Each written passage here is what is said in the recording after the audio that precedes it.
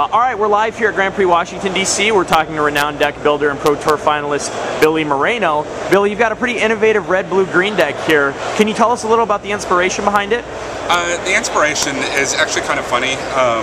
I knew about the Spread'em deck, like the Jerry T had been working on, kind of tangentially, but I wasn't really playing at the time. And I just assumed it didn't have Bloodbraid in it, and that it was like a blue, green, white Spread'em deck. And I wanted to look at making a more aggressive build that didn't have like cards like Garden Plea and, you know, like control cards that he was finishing the game with. So I started Bloodbraid and Spreading Seas and went from there. One of the things that the initial things that excited me was cascading Bloodbraid into a bounce spell as kind of your redundancy on Spreading Seas and Convincing Mirage. Mirage ended up not making the cut because it just didn't really do anything. And I swapped it out right away for Lotus Cobra, which let me change the regresses that were originally in for Resounding Waves. Because, you know, in Magic Christmas Land, which actually comes up fairly often, you can cycle. I've done it on turn 4 in tournaments, I've done it in like in games, I've done it in 3 straight turns, just off the Lotus Cobra. Bolt was in the original version, and it doesn't really fit in with cascading into, you know, spread spells and mana denial, but it's just like a really good tempo spell that I found I needed to deal with aggressive decks with Goblin Guides and keep Putrid Leeches honest and things like that. So that was in the initial build, and I started with a 2-2 split on Roiling Terrain and Rune Blaster, but cascading into Rune Blaster like early, it's pretty awkward.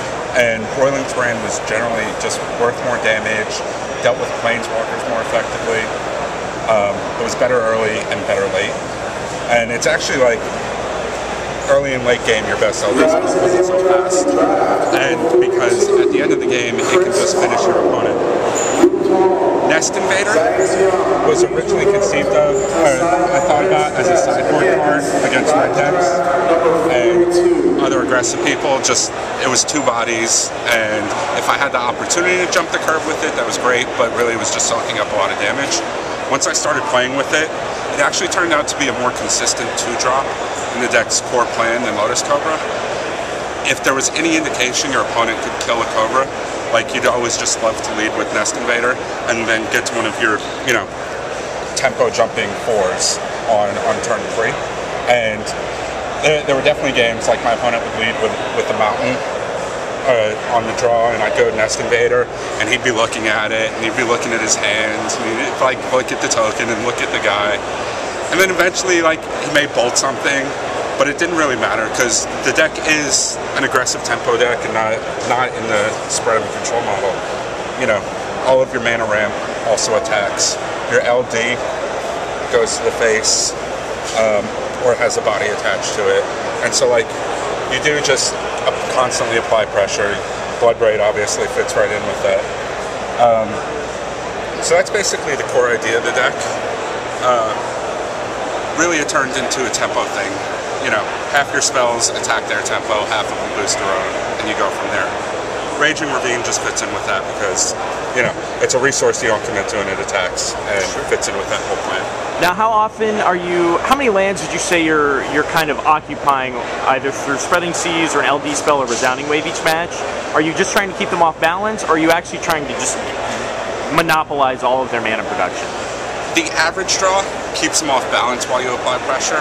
You certainly have draws. I've had it multiple times this tournament where I'm like turn 2 Cobra, turn 3 Acidic Slime, and like bounce a land or Roiling Terrain. And there it's hard to tell if you're just keeping them off balance or completely denying their mana because the game's over in like 4 to 5 turns. I had a match against Sido yesterday, a feature match, and I was able to keep him off of a 4th and 5th mana for, you know, most of the middle turns of the game to like turn 10. Especially the Tectonic Edges are really big when you get into those kind of grind out matches. And would have been pretty great for me except he had a main deck Prophetic Prism, so I couldn't keep him off his colored spells, just off his count. But yeah, like the deck is very flexible. Like the core strategy of tempo consistently plays out, and you're usually working it at some angle. But in different games, it can play out very differently. Sometimes that turn 3 isn't an acidic slime; it's a siege gang. I had an opponent who played a turn 2 nest invader. He had lost game 1 to like my third turn roiling terrain, so he bolted the token right away. The next turn I played a Cobra and a Nest Invader, and then followed up with a Blood Braid into a Bolt, and he was at 5 on turn 4. So, it's just working with the time of the game in a lot of different ways. And for a deck that is not too well known, a lot of people see only one aspect of it game 1 and have no clue how to sideboard, and so they don't exactly get to the right position. Tell us how good Roiling Terrain has been for you. With all the fetch lands and Knights of the Reliquary running around, is that a pretty powerful kill spell, or is it usually only dealing a few damage? I usually don't hold back on it. Definitely if the other side of the board is Mythic or Naya, I will wait on it and look for the chance. Generally it's only worth a few points because I'm playing it on turn 3 as soon as possible, looking to just keep them behind the 8 ball. I did have a match against blue-white control where I cycled Resounding Wave 2 turns in a row, untapped, and double Roiling Terrain them from 12. And I've had multiple games against Naya where if I ever drew a Roiling Terrain, it was just dead. It was good for 10 to 12. It's definitely a pretty powerful card, like much more than it looks so on face. I mean, I think it looks pretty powerful on face, but some people look at it and question why it's in there. Definitely outperforms Goblin Ruin Blaster. That said, I do side it out against the Knight of the Reliquary decks, because if you look at the sideboard, I turn into kind of a board control package. The 5/5s may look a little out of place, but basically against red deck, I wanted something cheap that lived against needed more than 1 burn spell to kill that could pick up a collar and kind of turn the game around. And 5 happens to be an important number because Vengevine has 4 power. So he kind of just sits there and soaks it up as long as they don't have an Exalted guy, which hopefully you're taking care of with other measures.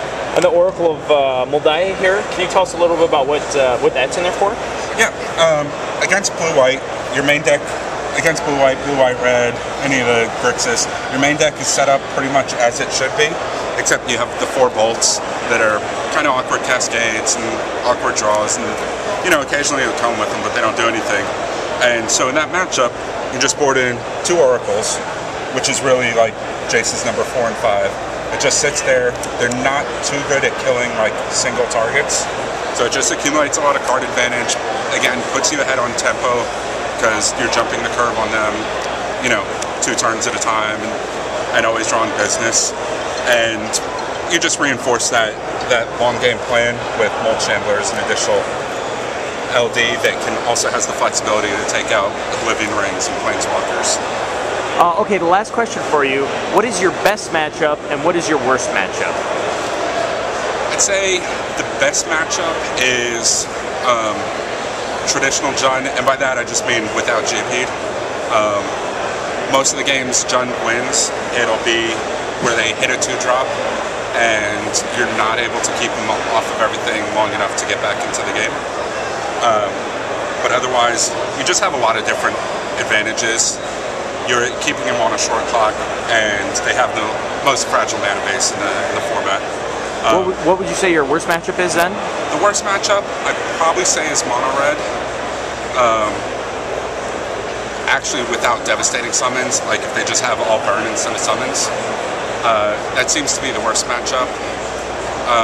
Vengevine Naya might be close, I'm not sure. Certainly on their good draws, it's a rough matchup. They have some awkward draws. One of the things about the deck, on the play, it doesn't really have any bad matchups. And on the draw,